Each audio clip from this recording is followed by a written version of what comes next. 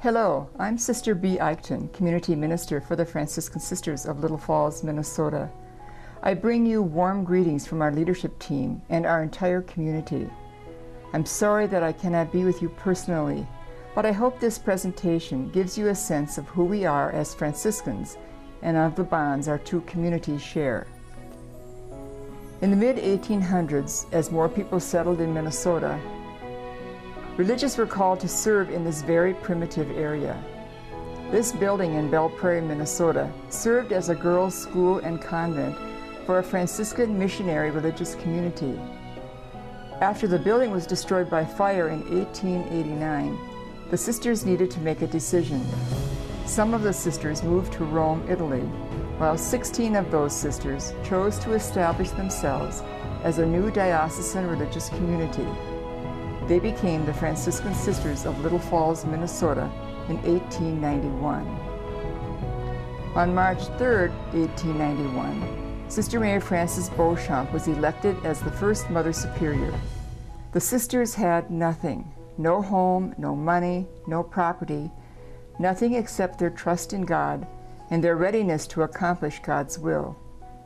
During her 3-year term, while guiding the development of the new community, she faced the huge task of finding financial support for the new congregation and its ministry.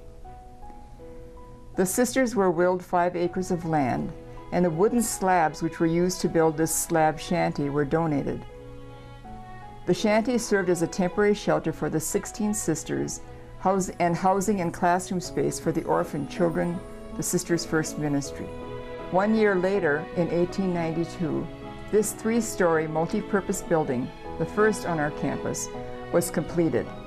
It included a convent and chapel and all the initial ministries of the community: our orphanage, a home for the aged, our first hospital, St. Gabriel's Hospital, and our first nursing school, St. Gabriel's School of Nursing. It later housed St. Francis High School, and in the 60s it housed St. Clair Community College, a college for sisters in formation. It was renamed Hurley Hall in memory of Sister Teresa Hurley, one of our founding sisters who served as Mother General for 12 years. Just 4 years later, in 1895, a new building to house St. Otto's Orphanage was built with strong support from the residents of Little Falls. In 1924, it became St. Otto's Home for the Aged. Later, after the orphans were moved to St. Cloud, it was renamed Mary Hall and served as a residence for our sisters. In 2005, it was completely renovated to make it handicap accessible and continues to serve as a residence for our sisters. Here is the boys' dining room at St. Otto's Orphanage. In 1924, the St. Cloud Diocese moved the orphans to St. Cloud, where our sisters continued to care for them. Understandably, residents of Little Falls, who were great supporters of the orphanage, were not happy about this move. A new St. Gabriel's Hospital was built in 1916, where the sisters provided health care and also ran St. Gabriel's School of Nursing. Here are Sister Anselma Billig and nursing students. The sisters went on to establish many healthcare facilities and schools of nursing in Minnesota and Wisconsin. In addition to their healthcare ministry, many sisters staffed parochial schools and catechetical missions in Little Falls and in the surrounding towns. Established in 1926, St. Francis High School was a girls' boarding school that also served day students. The high school provided an excellent education for hundreds of girls, many of whom joined our community. The school closed in 1977, making way for new ministries. Our professional sisters are many. Here, Sister Mary Harashikoski is pictured when she served as a general medical practitioner in Albany, Minnesota, and Sister Betty, an attorney, when she worked as a legal advocate for the poor in West Tennessee. Over the years, the sisters had a variety of outreach ministries for the people of Little Falls. Clothes Review, a used clothing store, opened in the 70s and still serves many of the area's poor today. Many sisters were talented candle makers, and a candle shop was open to the public. The food shelf, located on our campus, was begun in the 70s and was later moved to a location in the city of Little Falls. Our reach extended beyond the United States when we responded to a request from Pope John XXIII asking religious communities to send 10% of their sisters to serve in Latin America. We embarked on our first international mission in 1962, sending these 5 sisters to Peru. We have had a continuous presence in Latin America for over 50 years. Sister Mary Zerbes and Camilla Swire were 2 of our first missionaries in Peru. In addition to Peru, sisters served in Bolivia, Venezuela, and Colombia. Ministry continues today in Mexico, Ecuador, and Nicaragua. Franciscan sisters have served in Ecuador for over 35 years. Currently, Sister Joan Garrett serves there along with many associates. A vibrant community of Franciscan associates in Ecuador extends our Franciscan charism through their work with the poor and by creating base church communities. We also have associates in Nicaragua, Venezuela, and Colombia. More than 10 sisters, along with volunteers, served in Venezuela for over 25 years, beginning in 1965. They were involved in catechesis and outreach ministry, both giving to the people and teaching them how to help themselves. Through Faithful Fools, a ministry to the homeless founded by Sister Carmen Barsodi and Unitarian Pastor Kay Jorgensen, Franciscan sisters serve the homeless population of San Francisco's Tenderloin District and work for social justice. Faithful Fools extends to the streets of Nicaragua, where the Fools collaborate with Franciscan associates in sustaining a primary school and programs for young mothers. This is what our St. Francis campus in Little Falls looks like today. To the left, you can see a corner of St. Gabriel's Hospital, which we transferred to a large Catholic healthcare organization in 1990. We have 3 main buildings: Hurley Hall in the upper center, Mary Hall seen in the upper right corner, and St. Francis Center and Mother House. St. Francis Center, the former location for St. Francis High School, now houses our congregational administration and several ministries. The Mother House, the center of our congregational life and hostess to many public gatherings, is where our elderly and sick sisters receive care. Sacred Heart Chapel and a new Mother House unit were built in 1942. We are in a process of visioning and planning for the future of our community, looking at how best to carry out our mission to witness to God's loving presence in our world. That planning will shape how our buildings and land will be used. We have a commitment to serve the general public in Little Falls. One ministry housed in St. Francis Center is St. Francis Music Center, a community school for music and the arts. Over 300 students of all ages come to the Music Center each week for music lessons, to sing in the choirs, play in the orchestras, and participate in other excellent programs. Another ministry is St. Francis Health and Recreation Center, a full-service fitness and recreation center, which is also housed in St. Francis Center.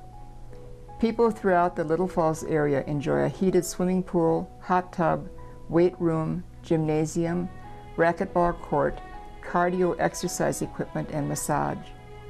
Swimming lessons, yoga, strength training, along with other classes attract many Little Falls residents.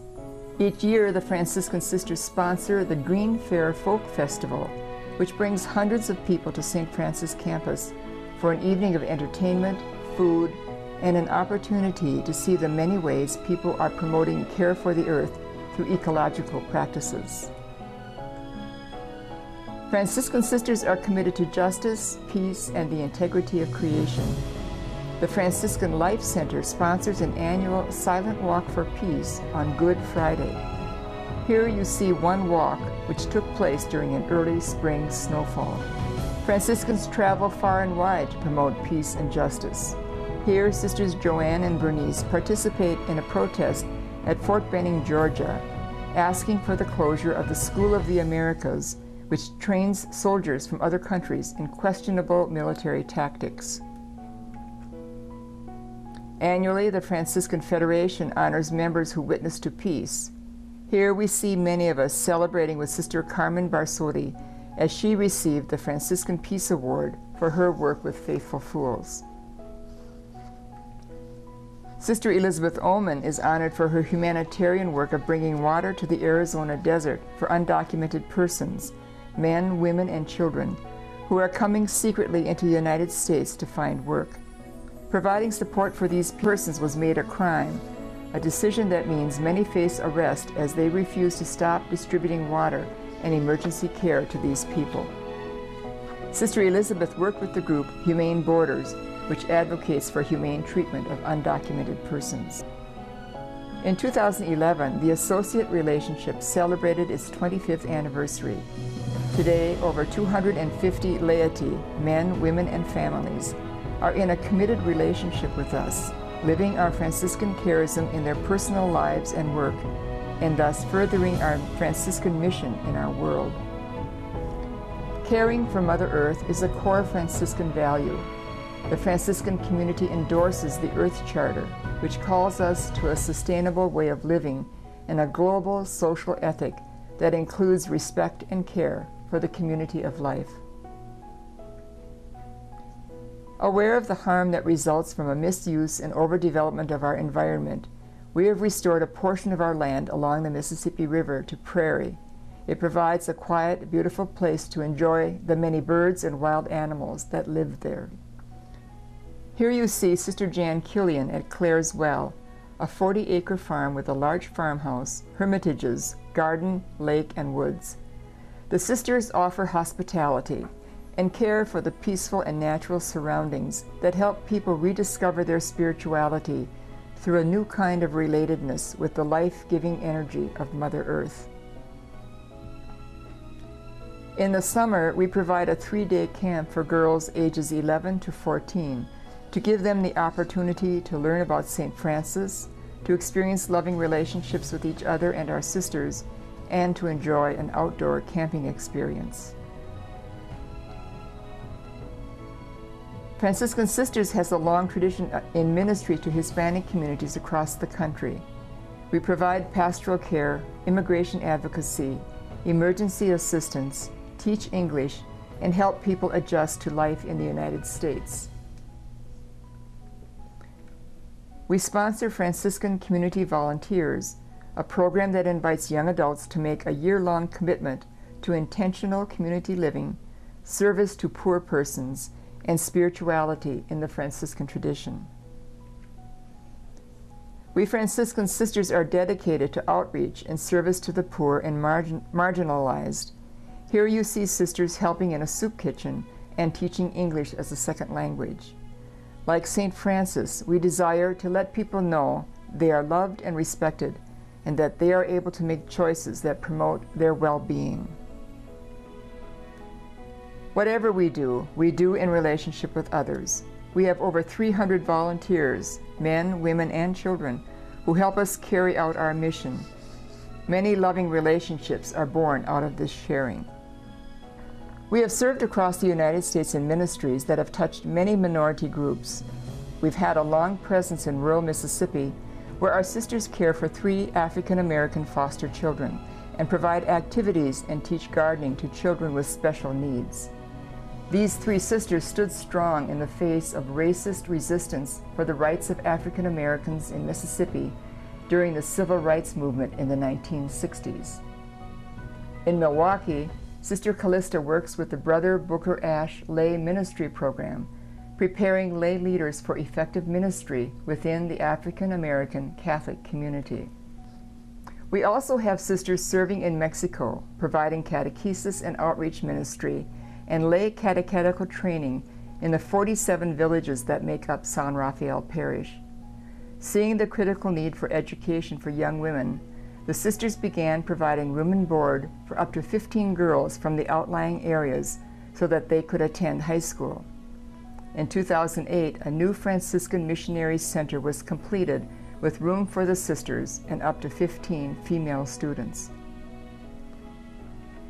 The Franciscan community rejoiced in welcoming 2 Mexican women, Sisters Aurora Tobar and Isabel Morales, as Franciscan Sisters of Little Falls, Minnesota.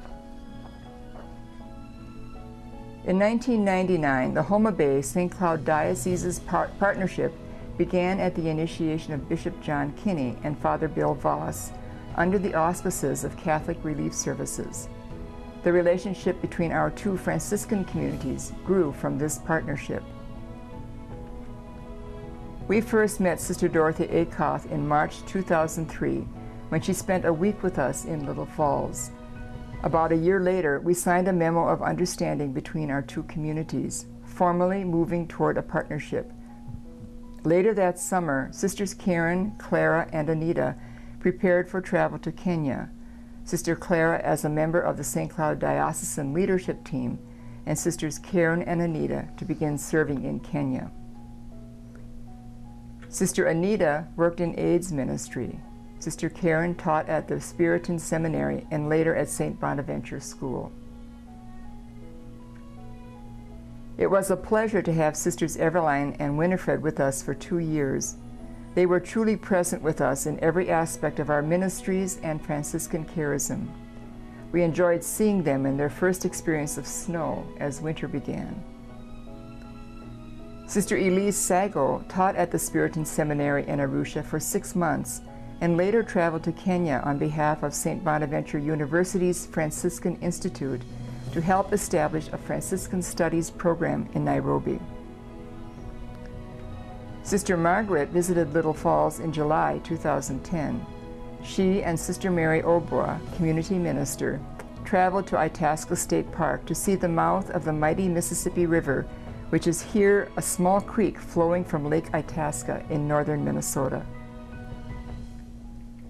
Sisters Michelle and Margaret are shown in front of the tree that was planted to honor the partnership between the Homa Bay and the St. Cloud Dioceses. We know of your special love for Father John Kaiser, a priest born in the St. Cloud Diocese, who served in Kenya from 1964 until he was murdered in 2000. We too and our St. Cloud Diocese honor him and hold him with great reverence.